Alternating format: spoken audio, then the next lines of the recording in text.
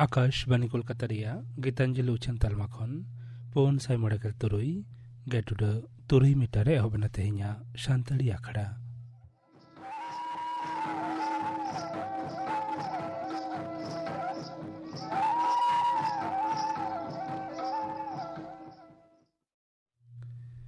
तेहिया शांतड़ी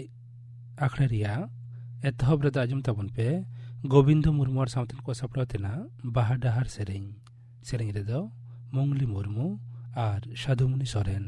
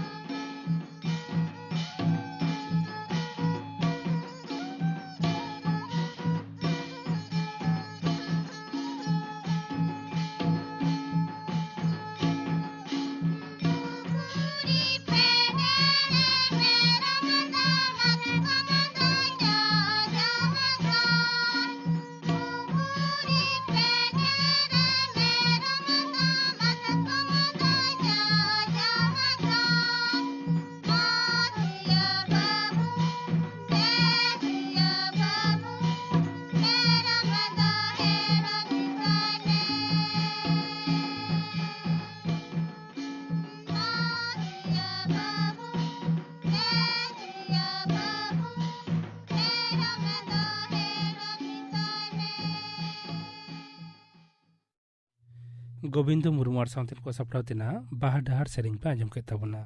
सेरें रेदो किन तहलेना मंगली मुर्मू और साधुमुनि सोरेन नीतो गपना आखड़ा कमी हरा गपर शांति रेखड़ा राज्य में कापुमुनि हेम्ब्रम और सावतन को सेरें विजय टुडू और सावतन को सपड़ा तेना सेरें बाहामय कौशल हासदार सावतन को सेरें आरे सेरेंया कानुराम सोरेन आरा जुमा सुलुक और लहानतीरे साड़ेसा एनएम नोआ बाबते थुतियाई सुभाष चंद्र सोरेन गपना आखड़ा कमी हरा पे आजम के तबना आकाशवाणी कोलकाता खबर पढ़ावी अलक सोरेन मारांग मंत्री मानतान नरेंद्र मोदी तेहेñ उत्तर प्रदेश पनत वाराणसी रे 1200 करोड़ टाका खन हो जास्ती काउडी रेया 9 गोटांग प्रकल्प कामीहरा दिसुआ को दिसे कते उठाव सागुन कदा वाराणसी जंगमबाड़ी मठ रे श्री जगतगुरु विश्वाराध्या गुरुकुला सायसेरमा पुरव अखड़ा रे सेलेद कते आजा लेक्चर रे मानतान मोदी मेन कदा जे एकेन सरकार दो बांगा दिसोम रेया उतनव कामी रे सानाम नगरहिया कोआ गे एनेम मेना अकदा मीद माह रेया संघारते आजा संशोधना भोट केंद्र वाराणसीते सेन कान मानतान मोदी दो चांदौली जिला Pandav एलेकारे Pandit Deendayal Upadhyay memorial centre तलाते Pandit Deendayal Upadhyay मिटंग 3.2 foot उसूलाना मिटंग मुठन होय उठाव सागुन कदा गणतंत्र आना दिसोम रेन मानमिया मिटंग साताम इदी कते मोतामत रे बांग मिदो रेया पूरा ऐदर मेना आकात ताकोरे हो हिपिसके पासनाव रेया दो एकाल ऐदर बानु अना मेनते सोहेद दिसोम गंके मानतान एम वेंकैया नायडू मेना कदा कोलकाता न्यू टाउन रे विश्व बांग्ला कन्वेंशन सेंटर रे तेहेन जेगेतारी स्वेच्छासेवी संस्था रोटारी इंटरनेशनल सापड़ावते रोटारी इंडिया सेंटिनियल समिट 2022 अखड़ा रेया मुचाद माहारे आजा लेक्चर रे मानतान नायडू सदर कदा जे सन्त्रासबाद रेया दो जहान धरम बानु अना गोटा धरती जाकात रे सन्त्रासबाद लेकान कामकाज टेकाव दाराम लगी राष्ट्र संघ निरापत्ता परिषद दो आडी कोडरा पांथा सापड़ाव लेक कना आर निरय तला तेगे मिटंग दिसोम रेया उतनवाना कामी सतोआ मेनते हो मानतान सोहेद दिसोम गंके मेनतोराव कदा मेनतोरा गानोआ दिसोम जाकात रे साय सेरमा धुरिया सेचेद हड़मो सावार न्यूदा गिद्रा आर एंगात कोआ हड़मो सावार भलई दिसे कते उतनवाना ए कामियेद रोटारी इंटरनेशनल पे माहा रेया मुचाद माहा हिलमेल रे सेलेदो लागिद मानतान वेंकैया नायडू दो एनांग सेता कोलकाता ते हेज अकना पनत गमके मानतान जगदीप धनखड़ तिरला आर गिद्रा भलई डिपार्ट रिनिज केंद्रीय सहेद मंत्री देवश्री चौधरी आर पनत रिनिज मंत्री ब्रात्य बसु एमान तेहेña ओना अखड़ा रे सेटेर को ताहें कना अरविंद केजरीवाल तेसार धाव लेकाते तेहेñ नवा दिल्ली रिनिज मुख्यमंत्री ठाव रे क्रियाय आतांगा कदा दिल्ली रेया रामलीला गोडा रे दिल्ली पनत रिनिज सहेद पनत गमके मानतान अनिल बाइजल अरविंद केजरीवाल मुख्यमंत्री लेकाते क्रियाय आतांग होचो कादिया अरविंद केजरीवाल बेगर मंत्रिमंडल रेन सहेद लेकाते मनीष सिसोदिया सत्येंद्र जैन इमरान हुसैन कैलाश गेहलोत गोपाल राय राजेंद्र गौतम एमान क्रिया को आतांगा कदा दाराकान 24 फेब्रुआरी हिलो नवा दिल्लीते मार्किन दिसोम खन डोनाल्ड ट्राम्पा हिजू मांग भारत रिनिज विदेश डिपार्ट मंत्री मानतान एस जयशंकर होला जार्मानी दिसोम म्यूनिक रे सापड़ावाकान निरापत्ता हेलमेल रे मार्किन विदेश सचिव mic पम्पेरो सावते ñेपेलाकाना मानतान Jaishankar are mic पम्पेरो ताकिन तालारे Bharat मार्किन Disom इदी काते आयमा साताम को गापालमाराव होय काना मेनते विदेश डिपार्ट पाहटा खन सदर काना चीन दिसोम रेया हुने प्रदेश टोठारे नोवेल कोरोना भाइरास ते नवा कायते आरहों 124 जनावा गुजु होतेते नित नवा कोरोना भाइरास ते गoj अकान कोआ लेखा दो 1300 पारोम कदा हुने प्रदेश हड़मो सावार कमिशन पाहटा खन सदर काना जे ओना टोठा रेगे नित हाबि 3,000 मानमी दो नवा भाइरास ते को अरसंग काना आर फ्रांस जापान दिसोम सावते धरती जाकात रेया 54 गोटांग दिसोम रे नवा नोवेल कोरोना भाइरास आजार पासनाव आकान रेया खबर ñाम आकाना दाराकान माध्यमिक और उच्च माध्यमिक बिनिड जोखे विद्यागार सोर सोपोर करे माइक मेने लाउड स्पीकर व्यवहार रे मानाबाचक कथा मेनाकाना पश्चिम बांगला दुसौ टेकाव दाराम डिपार्ट पाटा खन मिद ñेतेल से नोटिस रे माइक व्यवहार रे बाचक कथा सदर तुलुज मेनाकाना जे माध्यमिक और उच्च माध्यमिक बिनिड एतहबो पे माहा माड़ांग खन बिनिड को बांग मुचादो हाबि नवा मानाबाचक दो तोंगे ताहेना मेनतोरा गानोआ नेसा माध्यमिक बिनिड दो एतहबो काना मेयांग 24 फेब्रुआरी हिलो खन आर मुचादोआ 21 फेब्रुआरी माहित हाबि हिलो नोते उच्च माध्यमिक बिनिड दो एतहबोआ दाराकान 12 मार्च आर मुचादोआ 21 मार्च हिलो हुगली रेया पोलबारे माहदेर मिटंग पुलकार मेना स्कूल गाड़ी डाहार बेघटोड़ रे आडिगान किन लहजुरी लेन 12 जना पठुआ हालत दो नित हाबि हो आडिगे बाड़ी गिया मेनते डाक्तार को सदर कदा दिब्बांशु और ऋषभ सिंह ᱧᱩᱛᱩᱢᱟᱱ उनकिन पठुआ दो कोलकाता रेया एसएसकेएम अस्पताल रे चिकित्सा तोंगे मेना आकादा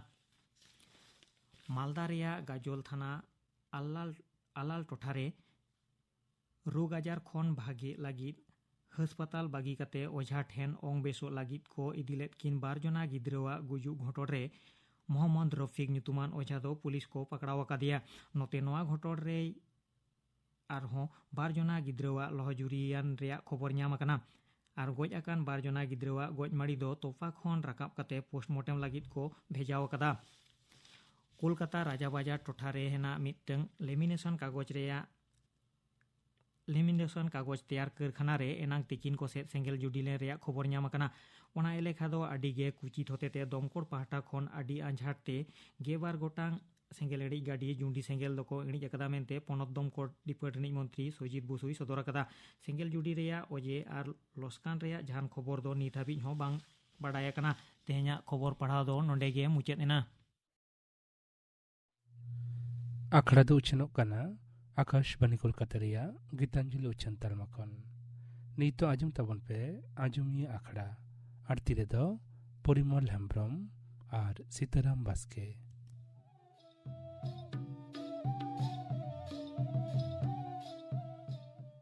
ᱢᱟᱨᱟᱝ ᱠᱚᱫᱚ ᱡᱚᱦᱟᱨ ᱟᱨ ᱦᱩᱰᱤᱧ ᱠᱚᱫᱚ ᱫᱩᱞᱟᱹᱲ ᱵᱟᱲᱟᱭ ᱦᱚᱪᱚ ᱠᱟᱛᱮ ᱡᱟᱣ ᱥᱤᱸᱜᱮ ᱢᱟᱦᱟ ᱞᱮᱠᱟᱜᱮ ᱛᱮᱦᱮᱧ ᱦᱚᱸ ᱮᱛᱚᱦᱚᱵ ᱦᱩᱭᱩᱜ ᱠᱟᱱᱟ ᱟᱸᱡᱚᱢᱤᱭᱟᱹ ᱟᱠᱷᱲᱟ। ᱡᱟᱹᱱᱤᱡ ᱠᱷᱟᱱ ᱥᱟᱱᱟᱢ ᱠᱚᱜᱮ ᱯᱮ ᱱᱟᱯᱟᱭ ᱵᱟᱲᱟ ᱜᱮᱭᱟ।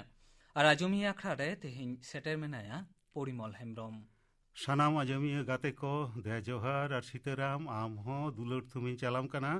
ᱛᱮᱦᱮᱧᱟᱜ ᱟᱸᱡᱚᱢᱤᱭᱟᱹ ᱟᱠᱷᱲᱟ ᱨᱮ ᱮᱛᱚᱦᱚᱵ ᱨᱮᱜᱮ ᱠᱩᱠᱞᱤ ᱛᱮᱞᱟ ᱦᱤᱸᱥ ᱨᱮᱱᱟᱜ ᱠᱟᱛᱷᱟ ᱜᱮ ᱞᱟᱹᱭ ᱦᱩᱭᱩᱜ ᱠᱟᱱᱟ। ᱠᱩᱠᱞᱤ ᱛᱮᱞᱟ ᱦᱤᱸᱥ ᱨᱮ ᱡᱟᱦᱟᱸ 9 ᱜᱚᱴᱟᱝ ᱠᱩᱠᱞᱤ ᱮᱢ ᱦᱩᱭ ᱟᱠᱟᱱᱟ ᱚᱱᱟ 9 ᱜᱚᱴᱟᱝ ᱠᱩᱠᱞᱤ ᱨᱮᱱᱟᱜ ᱟᱹᱛᱷᱟᱹᱢ ᱛᱮᱞᱟ ᱥᱟᱠᱟᱢ ᱥᱮᱴᱮᱨ ᱟᱠᱟᱱᱟ। ᱚᱱᱟ ᱛᱮᱞᱟ ᱥᱟᱠᱟᱢ ᱠᱚ ᱛᱩᱱᱠᱷᱤ ᱠᱟᱛᱮᱫ ᱧᱮᱞ ᱦᱩᱭᱱᱟ ᱱᱚᱝᱠᱟᱱᱟᱜ ᱢᱤᱫᱴᱟᱝ ᱪᱤᱛᱟᱹᱨ ᱥᱟᱵ ᱨᱟᱠᱟᱵ ᱮᱱᱟ ᱚᱱᱟ ᱛᱮᱞᱟ ᱥᱟᱠᱟᱢ ᱠᱷᱚᱱ। ᱚᱱᱟ ᱫᱚ ᱦᱩᱭᱩᱜ ᱠᱟᱱᱟ ᱱᱚᱝᱠᱟ ᱞᱟᱹᱭ ᱦᱩᱭ ᱟᱠᱟᱱᱟ ᱡᱟᱦᱟᱸᱭ ᱠᱚ ᱛᱮᱞᱟ ᱯᱮ ᱠᱳᱞᱟ ᱩᱱᱠᱩ ᱫᱚ ᱟᱯᱲᱮᱭᱟᱜ ᱩᱢᱮᱨ ᱥᱟᱶᱛᱮ ᱢᱳᱵᱟᱭᱤᱞ ᱱᱟᱢᱵᱟᱨ ᱦᱚᱸᱯᱮ ᱚᱞ ᱛᱚᱨᱟᱭᱟ, ᱧᱩᱛᱩᱢ ᱴᱷᱤᱠᱟᱹᱱᱟ ᱦᱚᱸᱯᱮ ᱚᱞᱮᱫ ᱜᱮ, ᱚᱱᱟ ᱥᱟᱶᱛᱮ ᱟᱯᱮᱭᱟᱜ ᱥᱮ ᱟᱯᱲᱮᱭᱟᱜ ᱩᱢᱮᱨ ᱚᱱᱟ ᱥᱟᱶᱛᱮ ᱢᱳᱵᱟᱭᱤल ᱱᱟᱢᱵᱟᱨ ᱦᱚᱸ ᱚᱞ ᱛᱚᱨᱟ ᱦᱩᱭᱩᱜᱼᱟ। ᱢᱮᱱᱠᱷᱟᱱ ᱟᱫᱚᱢ ᱠᱚᱜᱮ ᱡᱟᱹᱥᱛᱤ ᱠᱚᱜᱮ ᱚᱱᱠᱟ ᱫᱚ ᱵᱟᱝᱯᱮ ᱛᱮᱞᱟ ᱥᱟᱠᱟᱢ ᱨᱮ ᱵᱟᱝᱯᱮ ᱚᱞ ᱟᱠᱟᱫᱟ। ᱱᱚᱣᱟ ᱫᱚ ᱚᱞ ᱱᱤᱦᱟᱹᱛ ᱜᱮ ᱞᱟᱹᱠᱛᱤ ᱠᱟᱱᱟ। ᱟᱨ ᱫᱚᱥᱟᱨ ᱡᱟᱦᱟᱸ ᱠᱟᱛᱷᱟ ᱥᱟᱵ ᱧᱟᱢ ᱟᱠᱟᱱᱟ ᱟᱯᱮᱭᱟᱜ ᱛᱮᱞᱟ ᱥᱟᱠᱟᱢ ᱠᱷᱚᱱ ᱚᱱᱟ ᱫᱚ ᱠᱟᱱᱟ ᱱᱚᱝᱠᱟ ᱢᱤᱫ ᱦᱚᱲ ᱜᱮ ᱵᱟᱨᱭᱟ ᱯᱮᱭᱟ ᱠᱟᱛᱮᱫ ᱛᱮᱞᱟ ᱥᱟᱠᱟᱢ ᱯᱮ ᱠᱳᱞ ᱮᱫᱟ। ᱱᱚᱝᱠᱟ ᱫᱚ ᱵᱟᱝ, ᱛᱮᱞᱟ ᱥᱟᱠᱟᱢ ᱫᱚ ᱢᱤᱫᱴᱟᱝ ᱜᱮ ᱦᱩᱭ ᱞᱟᱹᱠᱛᱤ ᱠᱟᱱᱟ। ᱯᱳᱭᱞᱳ ᱛᱮ ᱡᱟᱦᱟᱸ ᱛᱮᱞᱟ ᱥᱟᱠᱟᱢ ᱟᱛᱟᱝᱚᱜᱼᱟ ᱚᱱᱟ ᱛᱮᱞᱟ ᱥᱟᱠᱟᱢ ᱪᱮᱛᱟᱱ ᱨᱮᱜᱮ ᱱᱟᱢᱵᱟᱨ ᱫᱚ ᱮᱢᱚᱜᱚᱜᱼᱟ। ᱟᱨ ᱛᱮᱥᱟᱨ ᱠᱟᱛᱷᱟ ᱫᱚ ᱱᱚᱝᱠᱟ ᱠᱟᱱᱟ, ᱱᱚᱝᱠᱟ ᱦᱚᱸ ᱧᱮᱞᱚᱜᱚᱜ ᱠᱟᱱᱟ ᱛᱮᱞᱟ ᱫᱚ ᱢᱤᱫ ᱦᱚᱲ ᱜᱮᱭ ᱮᱢ ᱮᱫᱟ, ᱢᱮᱱᱠᱷᱟन ᱵᱷᱤᱱᱟᱹ ᱵᱷᱤᱱᱟᱹ ᱧᱩᱛᱩᱢ te ᱵᱷᱤᱱᱟᱹ ᱵᱷᱤᱱᱟᱹ ᱴᱷᱤᱠᱟᱹᱱᱟ te ᱛᱮᱞᱟ ᱥᱟᱠᱟᱢ ᱠᱳᱞᱚᱜᱚᱜ ᱠᱟᱱᱟ। ᱱᱚᱣᱟ ᱫᱚ ᱡᱟᱹᱱᱤᱡ ᱡᱚᱛᱷᱟᱛ ᱫᱚ ᱵᱟᱝ ᱠᱟᱱᱟ। ᱡᱟᱹᱱᱤᱡ ᱠᱷᱟᱱ ᱡᱟᱦᱟᱸ ᱠᱟᱛᱷᱟ ᱞᱟᱹᱭ ᱦᱩᱭᱱᱟ ᱱᱚᱣᱟ ᱟᱯᱮ ᱫᱤᱥᱟᱹ ᱨᱮᱯᱮ ᱫᱚᱦᱚᱭᱟ। ᱱᱤᱛᱚᱜ ᱫᱚ ᱛᱮᱞᱟ ᱥᱟᱠᱟᱢ ᱠᱚ ᱧᱮᱞ ᱦᱩᱭ ᱞᱮᱱ ᱜᱮ, ᱟᱹᱛᱷᱟᱹᱢ ᱛᱮᱞᱟ ᱥᱟᱠᱟᱢ ᱥᱮᱴᱮᱨ ᱟᱠᱟᱱᱟ। ᱧᱮᱞ ᱦᱩᱭ ᱞᱮᱱ ᱜᱮ ᱚᱠᱚᱭ ᱚᱠᱟ ᱠᱷᱚᱱ ᱛᱮᱞᱟ ᱥᱟᱠᱟᱢ ᱯᱮ ᱠᱳᱞ ᱟᱠᱟᱫᱟ ᱟᱨ ᱚᱠᱚᱭ ᱛᱤᱱᱟᱹᱜ ᱱᱟᱢᱵᱟᱨ ᱯᱮ ᱦᱟᱢᱮᱴ ᱟᱠᱟᱫᱟ, ᱚᱠᱚᱭ ᱠᱚᱯᱮ ᱡᱤᱛᱠᱟᱹᱨ ᱟᱠᱟᱱᱟ, ᱚᱱᱟ ᱠᱟᱛᱷᱟ ᱜᱮ ᱞᱟᱹᱭ ᱦᱩᱭᱩᱜ ᱠᱟᱱᱟ। ᱢᱚᱛᱤᱞᱟᱞ ᱢᱟᱱᱰᱤ ᱟᱛᱳ ᱜᱟᱲᱯᱟᱦᱟᱲ ᱰᱟᱠ ᱚᱲᱟᱜ ᱥᱚন্দাপাড়া থানা বেলপাহাড়ি জেলা ঝাড়গ্রাম। মতিলাল মান্ডি গমকে আমার তেলা সাকম কোন বাডায়ᱚᱜ ᱠᱟᱱᱟ ᱟᱢ ᱫᱚ ᱮᱢ ᱟᱠᱟᱱ 9 ᱜᱚᱴᱟᱝ ᱠᱩᱠᱞᱤ ᱠᱚ ᱢᱩᱫᱽᱨᱮ ᱯᱩᱱᱭᱟ ᱠᱩᱠᱞᱤ ᱨᱮᱱᱟᱜ ᱡᱚᱛᱷᱟᱛ ᱛᱮᱞᱟ ᱮᱢ ᱠᱟᱛᱮᱫ 4 ᱱᱟᱢᱵᱟᱨᱮᱢ ᱦᱟᱢᱮᱴ ᱟᱠᱟᱫᱟ। সুলতা মান্ডি আতো ডাক অড়াᱜ থানা গোয়ালতোড় জেলা ᱫᱚ পশ্চিম মেদিনীপুর। সুলতা মান্ডি মানতীয় মান্ডি ᱟᱢ ᱫᱚ ᱧᱮᱞᱚᱜ ᱠᱟᱱᱟ 9 ᱜᱚᱴᱟᱝ ᱠᱩᱠᱞᱤ ᱨᱮᱱᱟᱜ ᱜᱮ ᱡᱚᱛᱷᱟᱛ ᱛᱮᱞᱟ ᱮᱢ ᱠᱟᱛᱮᱫ 9 ᱱᱟᱢᱵᱟᱨᱮᱢ ᱦᱟᱢᱮᱴ ᱟᱠᱟᱫᱟ। ᱤᱱᱟᱹ ᱛᱟᱭᱱᱚᱢ ᱛᱮᱱᱟᱜ ᱛᱮᱞᱟ ᱥᱟᱠᱟᱢ ᱡᱤᱛᱠᱟᱹᱨ ᱢᱟᱱᱰᱤ ᱟᱛᱳ ᱡᱚᱨᱠᱟ ᱰᱟক ᱚᱲᱟᱜ ᱯᱟᱛᱷᱚᱨᱯᱟᱲᱟ থানা গোয়ালতোড় জেলা ᱫᱚ পশ্চিম মেদিনীপুর। জিতকার মান্ডি ᱟᱢᱟᱜ ᱛᱮᱞᱟ ᱥᱟᱠᱟᱢ ᱠᱷᱚᱱ ᱵᱟᱰᱟᱭᱚᱜ ᱠᱟᱱᱟ ᱟᱢ ᱫᱚ ᱯᱩᱱᱭᱟ ᱠᱩᱠᱞᱤ ᱨᱮᱱᱟᱜ ᱡᱚᱛᱷᱟᱛ ᱛᱮᱞᱟ ᱮᱢ ᱠᱟᱛᱮᱫ 4 ᱱᱟᱢᱵᱟᱨᱮᱢ ᱦᱟᱢᱮᱴ ᱟᱠᱟᱫᱟ। সুখদেব মান্ডি আতো মাটিয়াড়া ডাক অড়াᱜ মামোড়া থানা তালডাংরা জেলা ᱫᱚ বাঁকুড়া।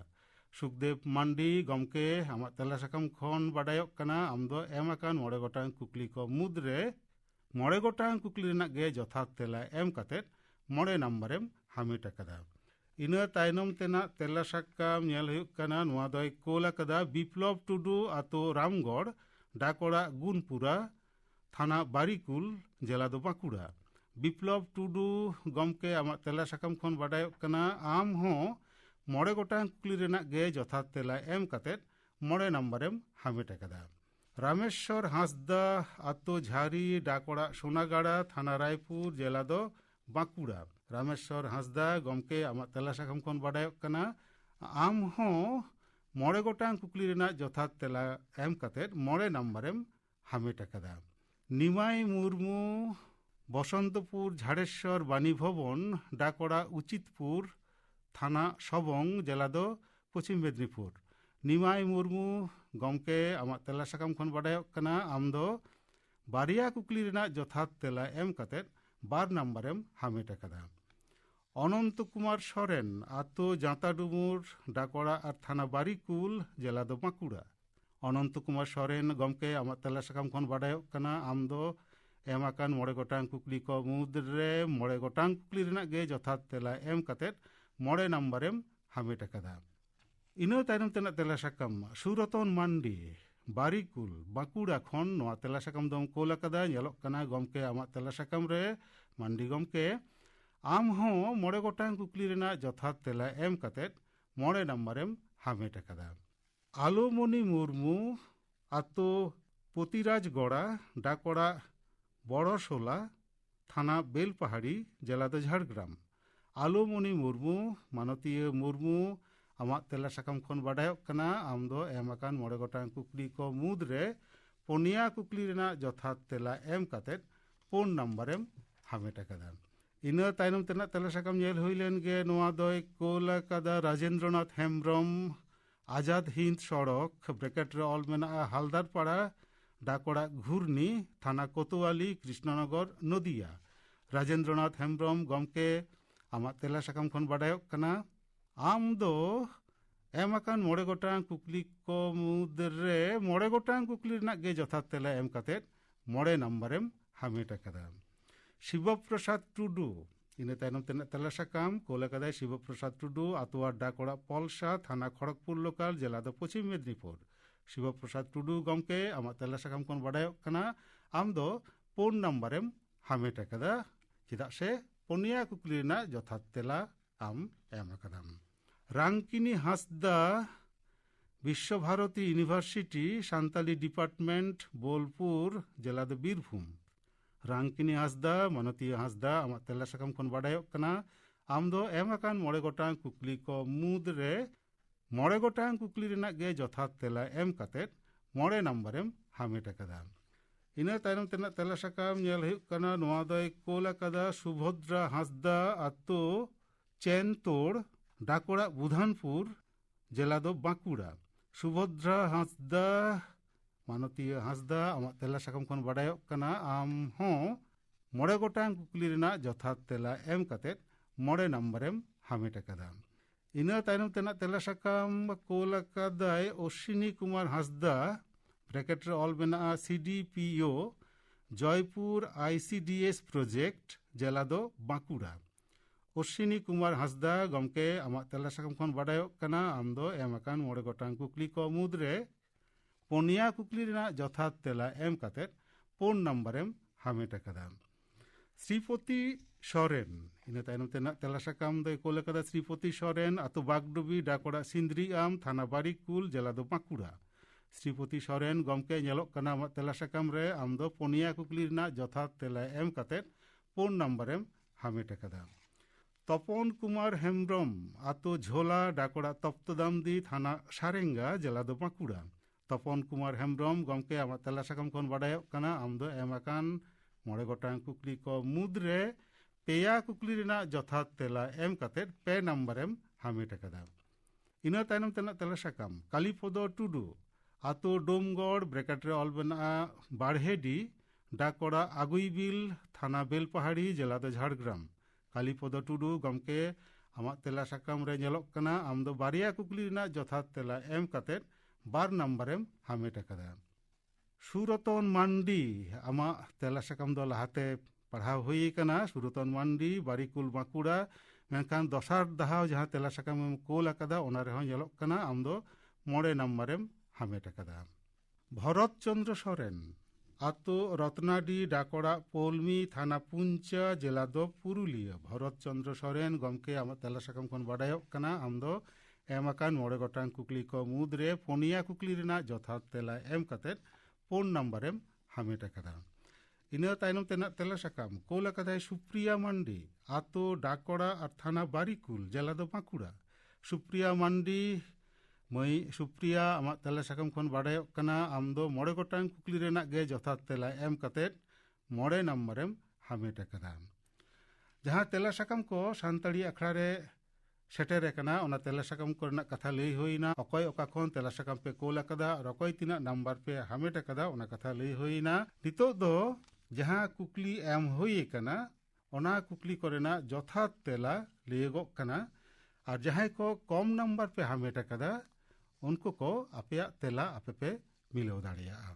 ᱛᱟᱦᱞᱮ ᱠᱷᱟᱱ ᱮᱢ ᱟᱠᱟᱱ 9 ᱜᱚᱴᱟᱝ ᱠᱩᱠᱞᱤ ᱨᱮᱱᱟᱜ ᱡᱚᱛᱷᱟᱛ ᱛᱮᱞᱟ ᱞᱟᱹᱭᱚᱜᱚᱜ ᱠᱟᱱᱟ ᱯᱳᱭᱞᱳ ᱠᱩᱠᱞᱤ ᱫᱚ ᱪᱮᱫ ᱛᱟᱦᱮᱸ ᱠᱟᱱᱟ ᱥᱤᱛᱟᱹᱨᱟᱢ ᱵᱤᱛᱳᱭᱮᱱ ᱰᱤᱥᱮᱢᱵᱚᱨ ᱪᱟᱸᱫᱳ ᱨᱮ ᱥᱟᱱᱛᱟᱲᱤ ᱟᱠᱷᱲᱟ ᱠᱷᱚᱱ 30 ᱠᱟᱨᱟᱢ ᱨᱮᱭᱟᱜ ᱨᱟᱦᱟ ᱨᱩᱯᱟᱹᱞᱤ ᱩᱪᱷᱟᱹᱱ ᱟᱠᱟᱱᱟ ᱱᱚᱣᱟ ᱠᱩᱠᱞᱤ ᱨᱮᱱᱟᱜ ᱡᱚᱛᱷᱟᱛ ᱛᱮᱞᱟ ᱫᱚ ᱱᱚᱝᱠᱟ ᱠᱟᱱᱟ ᱵᱤᱛᱟᱹᱣᱮᱱ ᱰᱤᱥᱮᱢᱵᱚᱨ ᱪᱟᱸᱫᱳ ᱨᱮᱱᱟᱜ 11 ᱟᱨ 12 ᱢᱮᱱᱮᱠ 11 ᱟᱨ 12 ᱢᱟᱹᱦᱤᱛ ᱨᱮ ᱠᱟᱨᱟᱢ ᱨᱮᱭᱟᱜ ᱨᱟᱦᱟ ᱨᱩᱯᱟᱹᱞᱤ ᱩᱪᱷᱟᱹᱱ ᱟᱠᱟᱱᱟ ᱫᱚᱥᱟᱨ ᱠᱩᱠᱞᱤ ᱪᱮᱫ ᱛᱟᱦᱮᱸ ᱠᱟᱱᱟ ᱰᱤᱥᱮᱢᱵᱚর ᱪᱟᱸᱫᱳ ᱨᱮᱭᱟᱜ 24 ᱢᱟᱹᱦᱤᱛ ᱧᱩᱦᱩᱢ ᱢᱟᱦᱟ ᱦᱤᱞᱳᱜ ᱩᱪᱷᱟᱹᱱ ᱟᱠᱟᱱ ᱜᱟᱭᱟᱱ ᱧᱩᱛᱩᱢ ᱫᱚ ᱪᱮᱫ ᱱᱚᱣᱟ ᱫᱚ ᱚᱠᱟ ᱦᱟᱹᱴᱤᱧ ᱨᱮᱭᱟᱜ ᱜᱟᱭᱟᱱ ᱠᱟᱱᱟ ᱟᱨ ᱱᱚᱣᱟ ᱠᱩᱠᱞᱤ ᱨᱮᱱᱟᱜ ᱡᱚᱛᱷᱟᱛ ᱛᱮᱞᱟ ᱫᱚ ᱟᱭᱢᱟ ᱠᱚᱜᱮ ᱯᱮ ᱮᱢ ᱟᱠᱟᱫᱟ ᱱᱚᱣᱟ ᱠᱩᱠᱞᱤ ᱨᱮᱱᱟᱜ ᱡᱚᱛᱷᱟᱛ ᱛᱮᱞᱟ ᱫᱚ ᱱᱚᱝᱠᱟ ᱜᱟᱭᱟᱱ ᱧᱩᱛᱩᱢ ᱫᱚ ᱦᱩᱭᱩᱜ ᱠᱟᱱᱟ ᱥᱟᱶᱛᱟ ᱥᱩᱥᱟᱹᱨ ᱜᱟᱶᱛᱟ ᱟᱨ ᱱᱚᱣᱟ ᱫᱚ ᱪᱮᱪᱮᱫ ᱥᱮ ᱵᱮᱝᱜᱚ ᱜᱟᱭᱟᱱ ᱠᱟᱱᱟ ᱛᱮᱥᱟᱨ ᱠᱩᱠᱞᱤ ᱰᱤᱥᱮᱢᱵᱚর ᱪᱟᱸᱫᱳ ᱨᱮᱭᱟᱜ 20 ᱢᱟᱹᱦᱤᱛ ᱦᱤᱞᱳᱜ ᱚᱠᱚᱭ ᱧᱩᱛᱩᱢᱟᱱ ᱜᱚᱢᱠᱮᱭᱟᱜ ᱠᱩᱠᱞᱤ ᱨᱚᱯᱚᱲ ᱩᱪᱷᱟᱹᱱ ᱟᱠᱟᱱᱟ ᱱᱚᱣᱟ ᱠᱩᱠᱞᱤ ᱨᱮᱱᱟᱜ ᱦᱚᱸ ᱟᱭᱢᱟ ᱠᱚᱜᱮ ᱡᱚᱛᱷᱟᱛ ᱛᱮᱞᱟ ᱯᱮ ᱮᱢ ᱟᱠᱟᱫᱟ ᱢᱟᱨᱮᱱᱤᱡ ᱠᱷᱚᱵᱚᱨ ᱯᱟᱲᱦᱟᱣᱤᱡ ᱦᱚᱨᱚ ᱯᱨᱚᱥᱟᱫ ᱢᱩᱨᱢᱩᱣᱟᱜ ᱠᱩᱠᱞᱤ ᱨᱚᱯᱚᱲ ᱮᱱᱦᱤᱞᱳᱜ ᱫᱚ ᱩᱪᱷᱟᱹᱱ ᱟᱠᱟᱱᱟ ᱯᱩᱱᱟᱜ ᱠᱩᱠᱞᱤ ᱥᱟᱱᱛᱟᱞᱤ ᱵᱷᱟষᱟ ᱢᱳᱨᱪᱟ ᱫᱚ ᱚᱠᱟ ᱥᱟᱞᱨᱮ ᱛᱮᱭᱟᱨ ᱞᱮᱱᱟ ᱱᱚᱣᱟ ᱠᱩᱠᱞᱤ ᱨᱮᱱᱟᱜ ᱡᱚᱛᱷᱟᱛ ᱛᱮᱞᱟ ᱫᱚ ᱱᱚᱝᱠᱟ ᱠᱟᱱᱟ ᱥᱟᱱᱛᱟᱞᱤ ᱵᱷᱟষᱟ ᱢᱳᱨᱪᱟ ᱫᱚ 1992 সাল রে মেনেক 1992 সাল রে সান্তালি ভাষা মোর্চা দো তেয়ার লেনা মুচেদ কুকলি সে মডেনাক কুকলি ᱚᱠᱚᱭ ᱢᱤᱥᱚᱱᱟᱨᱤ ᱫᱚ ᱦᱚᱲ ᱦᱚᱯᱚᱱ ᱠᱚ ᱦᱚᱲ ᱥᱟᱦᱮᱵ ᱢᱮᱱᱛᱮ ᱠᱚ ᱦᱚᱦᱚᱣᱟᱭ ᱛᱟᱦᱮᱸ ᱱᱚᱣᱟ ᱠᱩᱠᱞᱤ ᱨᱮᱱᱟᱜ ᱡᱚᱛᱷᱟᱛ ᱛᱮᱞᱟ ᱫᱚ ᱱᱚᱝᱠᱟ ᱠᱟᱱᱟ রেভারেন্ট অগস্ট এ বার্গ রেভারেন্ট অগস্ট এ বার্গ নুই মিশনারি দো হড় হপন হড় সাহেব মেনতে কো হওয়ায় তাহেঁ চেদাগ সে নুই মিশনারি দো ঠাম ঠাম আবো হড়তে রড় দাড়িয়াগ তাহেঁ ইনাতে নুই দো হড় সাহেব মেনতে কো হওয়ায় তাহেঁ ᱡᱟᱦᱟᱸ 9 ᱜᱚᱴᱟᱝ ᱠᱩᱠᱞᱤ ᱮᱢ ᱦᱩᱭ ᱞᱮᱱ ᱛᱟᱦᱮᱸ ᱚᱱᱟ 9 ᱜᱚᱴᱟᱝ ᱠᱩᱠᱞᱤ ᱨᱮᱱᱟᱜ ᱡᱚᱛᱷᱟᱛ ᱛᱮᱞᱟ ᱞᱟᱹᱭ ᱦᱩᱭᱱᱟ ᱡᱟᱹᱱᱤᱡ ᱠᱷᱟᱱ ᱡᱟᱦᱟᱸᱭ ᱠᱚᱫᱚ ᱠᱚᱢ ᱱᱟᱢᱵᱟᱨ ᱯᱮ ᱦᱟᱢᱮᱴ ᱟᱠᱟᱫ ᱛᱟᱵᱚᱱᱟ ᱩᱱᱠᱩ ᱫᱚ ᱟᱯᱮᱭᱟᱜ ᱛᱮᱞᱟ ᱯᱮ ᱢᱤᱞᱟᱹᱣ ᱫᱟᱲᱮᱭᱟᱫᱟ ᱱᱤᱛᱚᱜ ᱫᱚ ᱡᱟᱦᱟᱸᱭ ᱠᱚᱯᱮ ᱡᱤᱛᱠᱟᱹᱨ ᱟᱠᱟᱱᱟ ᱩᱱᱠᱩ ᱠᱚᱣᱟᱜ ᱧᱩᱛᱩᱢ ᱴᱷᱤᱠᱟᱹᱱᱟ ᱞᱟᱹᱭ ᱦᱩᱭᱩᱜ ᱠᱟᱱᱟ ᱫᱚᱦᱲᱟᱛᱮ ᱟᱨ ᱡᱟᱦᱟᱸ ᱠᱚᱯᱮ ᱡᱤᱛᱠᱟᱹᱨ ᱟᱠᱟᱱᱟ ᱟᱯᱮ ᱥᱟᱱᱟᱢ ᱠᱚᱜᱮ ᱟᱞᱮ ᱥᱟᱱᱛᱟᱲᱤ ᱟᱠᱷᱲᱟ ᱯᱟᱦᱴᱟ ᱠᱷᱚᱱ ᱥᱟᱨᱦᱟᱣ ᱞᱮ ᱪᱟᱞᱟᱯᱟᱭ ᱠᱟᱱᱟ ᱟᱨ ᱵᱩᱡᱷᱟᱹᱜᱚᱜ ᱠᱟᱱᱟ ᱡᱮ ᱟᱯᱮ ᱫᱚ ᱡᱟᱣᱜᱮ ᱥᱮ ᱫᱤᱱᱟᱹᱢ ᱜᱮ ᱥᱟᱱᱛᱟᱲᱤ ᱟᱠᱷᱲᱟ ᱫᱚᱯᱮ ᱟᱸᱡᱚᱢᱮᱫᱟ ᱡᱟᱦᱟᱸ ᱦᱚᱛᱮᱡ ᱛᱮ ᱟᱠᱷᱲᱟ ᱵᱟᱵᱚᱫ ᱛᱮᱱᱟᱜ ᱠᱩᱠᱞᱤ ᱠᱚ ᱡᱟᱦᱟᱸ ᱮᱢ ᱦᱩᱭ ᱟᱠᱟᱱᱟ ᱚᱱᱟ ᱠᱩᱠᱞᱤ ᱠᱚ ᱡᱚᱛᱷᱟᱛ ᱥᱟᱺᱦᱤᱡ ᱜᱮᱯᱮ ᱮᱢ ᱫᱟᱲᱮ ᱠᱟᱣᱫᱟ ᱟᱯᱮ ᱫᱚᱯᱮ ᱦᱩᱭᱩᱜ ᱠᱟᱱᱟ ᱥᱩᱠᱫᱮᱵ ᱢᱟᱱᱰᱤ ᱟᱛᱳ ᱢᱟᱴᱤᱭᱟᱲᱟ ᱰᱟᱠᱚᱲᱟ ᱢᱟᱢᱚᱲᱟ থানা তালডাংরা জেলা বাঁকুড়া সুলতা মান্ডি আতো ডাকড়া আর থানা গোয়ালতোড় জেলা পশ্চিম মেদিনীপুর সুপ্রিয়া মান্ডি আতো ডাকড়া থানা বারিকুল জেলা দো বাঁকুড়া সুভদ্রা হাঁসদা আতো চৈনতোড় ডাকড়া বুধানপুর জেলা দো বাঁকুড়া রাঙ্কিনী হাঁসদা বিশ্বভারতী ইউনিভার্সিটি সান্তালি ডিপার্টমেন্ট বোলপুর জেলা দো বীরভূম ইনা তাইনম তিনি জিতকারিজ দো হুᱭᱩᱜ ᱠᱟᱱᱟ রাজেন্দ্রনাথ হেমব্রম আজাদ হিন্দ সড়ক ব্র্যাকেট অলমেনা হালদারপাড়া ডাকড়া ঘূর্ণি থানা কোতোয়ালি কৃষ্ণনগর নদিয়া সুরতন মান্ডি বারিকুল বাঁকুড়া আমহম জিতকার ᱟᱠᱟᱱᱟ মান্ডি গমকে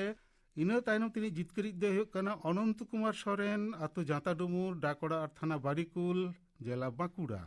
রামেশ্বর হাঁসদা আতো ঝাড়ি ডাকড়া সোনাগাড়া থানা রায়পুর জেলা দো বাঁকুড়া ইনা তাইনম তিনি জিতকারিজ দো হুᱭᱩᱜ ᱠᱟᱱᱟ বিপ্লব টুডু আতো রামগড় ডাকড়া গুনপুরা থানা বারিকুল জেলা দো বাঁকুড়া আপে কো জাহাঁই কোয়াᱜ ᱧᱩᱛᱩᱢ ᱴᱷᱤᱠᱟᱹᱱᱟ ᱞᱟᱹᱭ ᱦᱩᱭᱱᱟ ᱟᱯᱮ ᱠᱚ ᱱᱤᱭᱟᱹ ᱫᱷᱟᱣᱟᱜ ᱠᱩᱠᱞᱤ ᱛᱮᱞᱟ ᱦᱤᱸᱥ ᱨᱮ ᱟᱯᱮ ᱫᱚᱯᱮ ᱡᱤᱛᱠᱟᱹᱨ ᱟᱠᱟᱱᱟ ᱟᱨ ᱥᱟᱱᱛᱟᱲᱤ ᱟᱠᱷᱲᱟ ᱯᱟᱦᱴᱟ ᱠᱷᱚᱱ ᱟᱹᱛᱷᱟᱹᱢ ᱥᱟᱨᱦᱟᱣ ᱛᱟᱦᱮᱸᱭᱮᱱᱟ ᱟᱸᱥ ᱫᱚ ᱱᱚᱣᱟ ᱜᱮ ᱫᱚᱦᱚ ᱦᱩᱭᱩᱜ ᱠᱟᱱᱟ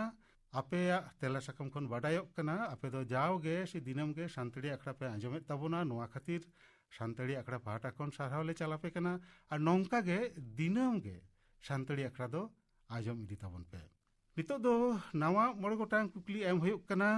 ᱠᱟᱜᱚᱡᱽ ᱠᱚᱞᱚᱢ ᱟᱛᱮᱫ ᱫᱚ ᱡᱟᱹᱱᱤᱡ ᱠᱷᱟᱱ ᱛᱮᱭᱟᱨ ᱜᱮ ᱢᱮᱱᱟᱜ ᱯᱮᱭᱟ ᱱᱟᱣᱟ 9 ᱜᱚᱴᱟᱝ ᱠᱩᱠᱞᱤ ᱢᱟ ᱮᱱᱠᱷᱟᱱ ᱚᱞ ᱛᱟᱵᱚᱱ ᱯᱮ ᱟᱯᱮᱭᱟᱜ ᱛᱮᱞᱟ ᱥᱟᱠᱟᱢ ᱠᱷᱚᱱ ᱵᱟᱰᱟᱭ ᱠᱟᱱᱟ ᱟᱯᱮ ᱫᱚ ᱫᱤᱱᱟᱹᱢ ᱜᱮ ᱥᱟᱱᱛᱟᱲᱤ ᱟᱠᱷᱲᱟ ᱯᱮ ᱟᱸᱡᱚᱢᱫᱟ ᱚᱱᱟ ᱦᱚᱛᱮᱡ ᱛᱮ ᱱᱤᱭᱟᱹ ᱫᱷᱟᱣᱟᱜ ᱠᱩᱠᱞᱤ ᱠᱚᱫᱚ ᱥᱟᱱᱛᱟᱲᱤ ᱟᱠᱷᱲᱟ ᱯᱟᱦᱴᱟ ᱠᱷᱚᱱ ᱜᱮ ᱮᱢ ᱦᱩᱭᱩᱜ ᱠᱟᱱᱟ ᱥᱮ ᱥᱟᱱᱛᱟᱲᱤ ᱟᱠᱷᱲᱟ ᱨᱮ ᱡᱟᱦᱟᱸ ᱠᱚ ᱩᱪᱷᱟᱹᱱ ᱟᱠᱟᱱᱟ ᱚᱱᱟ ᱠᱷᱚᱱ ᱜᱮ ᱠᱩᱠᱞᱤ ᱠᱚᱫᱚ ᱮᱢ ᱦᱩᱭᱩᱜ ᱠᱟᱱᱟ ᱠᱩᱠᱞᱤ ᱠᱚᱫᱚ ᱱᱚᱝᱠᱟ ᱯᱳᱭᱞᱳ ᱠᱩᱠᱞᱤ ᱡᱟᱱᱩᱣᱟᱨᱤ ᱪᱟᱸᱫᱳ ᱨᱮᱱᱟᱜ 2 ᱢᱟᱹᱦᱤᱛ ᱦᱤᱞᱳᱜ ᱩᱪᱷᱟᱹᱱ ᱟᱠᱟᱱ ᱜᱤᱫᱽᱨᱟᱹ ᱠᱚᱣᱟᱜ ᱟᱠᱷᱲᱟ ᱢᱤᱨᱩ ᱟᱲᱟᱝ ᱫᱚ ᱚᱠᱟ ᱜᱟᱶᱛᱟ ᱨᱮᱱ ᱵᱟᱹᱵᱩ ᱢᱟᱹᱭ ᱛᱟᱠᱚ ᱠᱚ ᱥᱮᱞᱮᱫ ᱞᱮᱱᱟ ᱯᱳᱭᱞᱳ ᱠᱩᱠᱞᱤ ᱡᱟᱱᱩᱣᱟᱨᱤ ᱪᱟᱸᱫᱳ ᱨᱮᱱᱟᱜ 2 ᱢᱟᱹᱦᱤᱛ ᱦᱤᱞᱳᱜ ᱩᱪᱷᱟᱹᱱ ᱟᱠᱟᱱ ᱜᱤᱫᱽᱨᱟᱹ ᱠᱚᱣᱟᱜ ᱟᱠᱷᱲᱟ ᱢᱤᱨᱩ ᱟᱲᱟᱝ ᱫᱚ ᱚᱠᱟ ᱜᱟᱶᱛᱟ ᱨᱮᱱ ᱵᱟᱹᱵᱩ ᱢᱟᱹᱭ ᱛᱟᱠᱚ ᱠᱚ ᱥᱮᱞᱮᱫ ᱞᱮᱱᱟ ᱫᱚᱥᱟᱨ ᱠᱩᱠᱞᱤ ᱡᱟᱱᱩᱣᱟᱨᱤ ᱪᱟᱸᱫᱳ ᱨᱮᱱᱟᱜ ᱚᱠᱟ ᱢᱟᱹᱦᱤᱛ ᱦᱤᱞᱳᱜ ᱥᱚᱦᱨᱟᱭ ᱨᱮᱭᱟᱜ ᱨᱟᱦᱟ ᱨᱩᱯᱟᱹᱞᱤ ᱩᱪᱷᱟᱹᱱ ᱟᱠᱟᱱᱟ ᱫᱚᱥᱟᱨ ᱠᱩᱠᱞᱤ ᱡᱟᱱᱩᱣᱟᱨᱤ ᱪᱟᱸᱫᱳ ᱨᱮᱱᱟᱜ ᱚᱠᱟ ᱢᱟᱹᱦᱤᱛ ᱦᱤᱞᱳᱜ ᱥᱚᱦᱨᱟᱭ ᱨᱮᱭᱟᱜ ᱨᱟᱦᱟ ᱨᱩᱯᱟᱹᱞᱤ ᱩᱪᱷᱟᱹᱱ ᱟᱠᱟᱱᱟ ᱛᱮᱥᱟᱨ ᱠᱩᱠᱞᱤ 14 ᱢᱟᱹᱦᱤᱛ ᱦᱤᱞᱳᱜ ᱩᱪᱷᱟᱹᱱ ᱟᱠᱟᱱ ᱜᱟᱭᱟᱱ ᱜᱟᱞᱟᱝ ᱠᱟᱹᱦᱤᱱᱤ ᱨᱮᱭᱟᱜ ᱧᱩᱛᱩᱢ ᱫᱚ ᱪᱮᱫ ᱟᱨ ᱚᱠᱚᱭᱟᱜ ᱚᱞ ᱛᱮᱥᱟর ᱠᱩᱠᱞᱤ 14 ᱢᱟᱹᱦᱤᱛ ᱦᱤᱞᱳᱜ ᱩᱪᱷᱟᱹᱱ ᱟᱠᱟᱱ ᱜᱟᱭᱟᱱ ᱜᱟᱞᱟᱝ ᱠᱟᱹᱦᱤᱱᱤ ᱨᱮᱭᱟᱜ ᱧᱩᱛᱩᱢ ᱫᱚ ᱪᱮᱫ ᱟᱨ ᱚᱠᱚᱭᱟᱜ ᱚᱞ ᱯᱳᱱᱟᱜ ᱠᱩᱠᱞᱤ 22 ᱢᱟᱹᱦᱤᱛ ᱨᱮᱭᱟᱜ ᱡᱟᱱᱩᱣᱟᱨᱤ ᱪᱟᱸᱫᱳ ᱨᱮᱱᱟᱜ 22 ᱢᱟᱹᱦᱤᱛ ᱨᱮᱭᱟᱜ ᱠᱤᱸᱫᱽᱨᱤ ᱨᱮ ᱢᱤᱫ ᱠᱟᱹᱦᱤᱱᱤ ᱚᱱᱚᱞᱤᱭᱟᱹ ᱟᱨ ᱢᱤᱫ ᱚᱱᱚᱲᱦᱤᱭᱟᱹ ᱱᱩᱠᱤᱱ ᱵᱟᱨ ᱦᱚᱲ ᱠᱤᱱ ᱥᱮᱞᱮᱫ ᱞᱮᱱᱟ ᱵᱟᱱᱟ ᱦᱚᱲ ᱜᱮ কেন্দ্রীয় সাহিত্য একাডেমি শিল্পা হামেটান কানাকিন উনকিনাᱜ ᱧᱩᱛᱩᱢ ᱫᱚ ᱪᱮᱫ ᱯᱩᱱᱟᱜ ᱠᱩᱠᱞᱤ ᱡᱟᱱᱩᱣᱟᱨᱤ ᱪᱟᱸᱫᱳ ᱨᱮᱱᱟᱜ 22 ᱢᱟᱹᱦᱤᱛ ᱨᱮᱭᱟᱜ ᱠᱤᱸᱫᱽᱨᱤ ᱨᱮ ᱢᱤᱫ ᱠᱟᱹᱦᱤᱱᱤ ᱚᱱᱚᱞᱤᱭᱟᱹ ᱟᱨ ᱢᱤᱫ ᱚᱱᱚᱲᱦᱤᱭᱟᱹ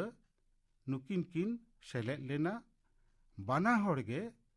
কেন্দ্রীয় সাহিত্য একাডেমি শিল্পা হামেটান কানাকিন উনকিনাᱜ ᱧᱩᱛᱩᱢ ᱫᱚ ᱪᱮᱫ ᱢᱚᱬᱮᱱᱟᱜ ᱥᱮ ᱢᱩᱪᱟᱹᱫ ᱠᱩᱠᱞᱤ ᱡᱟᱱᱩᱣᱟᱨᱤ ᱪᱟᱸᱫᱳ ᱨᱮᱱᱟᱜ 21 ᱢᱟᱹᱦᱤᱛ ᱦᱤᱞᱳᱜ ᱢᱤᱫ ᱪᱤᱛᱟᱹᱨ ᱟᱸᱠᱟᱣᱤᱡ ᱥᱟᱶ ᱠᱩᱯᱩᱞᱤ ᱨᱚᱯᱚᱲ ᱩᱪᱷᱟᱹᱱ ᱟᱠᱟᱱᱟ ᱩᱱᱤᱭᱟᱜ ᱧᱩᱛᱩᱢ ᱫᱚ ᱪᱮᱫ ᱢᱚᱬᱮᱱᱟᱜ ᱥᱮ ᱢᱩᱪᱟᱹᱫ ᱠᱩᱠᱞᱤ ᱡᱟᱱᱩᱣᱟᱨᱤ ᱪᱟᱸᱫᱳ ᱨᱮᱱᱟᱜ 21 ᱢᱟᱹᱦᱤᱛ ᱦᱤᱞᱳᱜ ᱢᱤᱫ ᱪᱤᱛᱟᱹᱨ ᱟᱸᱠᱟᱣᱤᱡ ᱥᱟᱶ ᱠᱩᱯᱩᱞᱤ ᱨᱚᱯᱚᱲ ᱩᱪᱷᱟᱹᱱ ᱟᱠᱟᱱᱟ ᱩᱱᱤᱭᱟᱜ ᱧᱩᱛᱩᱢ ᱫᱚ ᱪᱮᱫ ᱱᱟᱣᱟ 5 ᱜᱚᱴᱟᱝ ᱠᱩᱠᱞᱤ ᱮᱢ ᱦᱩᱭᱱᱟ ᱡᱟᱹᱱᱤᱡ ᱠᱷᱟᱱ ᱡᱚᱛᱷᱟᱛ ᱥᱟᱺᱦᱤᱡ ᱯᱮ ᱚᱞ ᱫᱟᱲᱮᱭᱟᱫᱟ ᱡᱟᱦᱟᱸᱭ ᱠᱚ ᱡᱚᱛᱷᱟᱛ ᱥᱟᱺᱦᱤᱡ ᱯᱮ ᱚᱞ ᱫᱟᱲᱮᱭᱟᱫᱟ ᱩᱱᱠᱩ ᱫᱚ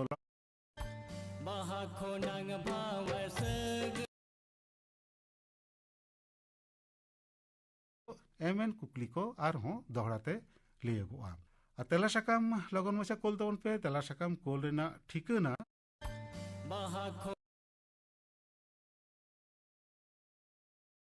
डिया रेडियो आकाशवाणी भवन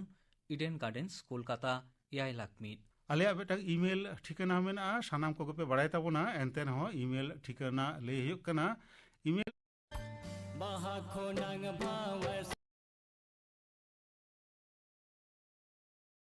.com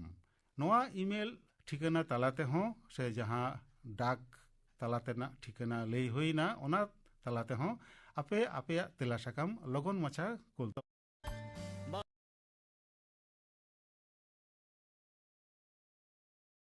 लगन मचा कोलताउन पे सीताराम तेहिया आजमिया अखड़ा दो जानिक खान नोडे के मुचाद हुयुआ चिदा से स्टूडियो ना घुड़ी ले हचोइदा आजमिया अखड़ा ना ऑक्टो दो हापिद हिजुक काना ताहले खान नोडे के मुचाद हुयुक कना तेहिया आजमिया अखड़ा दो सानाम को नपाय तहन तबन पे और आले ले तहना आपे को उतम चिठी साकाम को ᱧᱟᱢᱟᱥ रे ओना साउते तेला साकाम को ᱧᱟᱢᱟᱥ रे तेहिन दो निनक गे मा एनखान सान्ताड़ी अखड़ा पाहाटा खन जोहार आजम के तबन पे आजमिया अखड़ा आरती दुकिन तहलेना परिमल हेम्ब्रम और सीताराम बास्के तेहिया सान्ताड़ी अखड़ा दो नोडे के मुचाद एना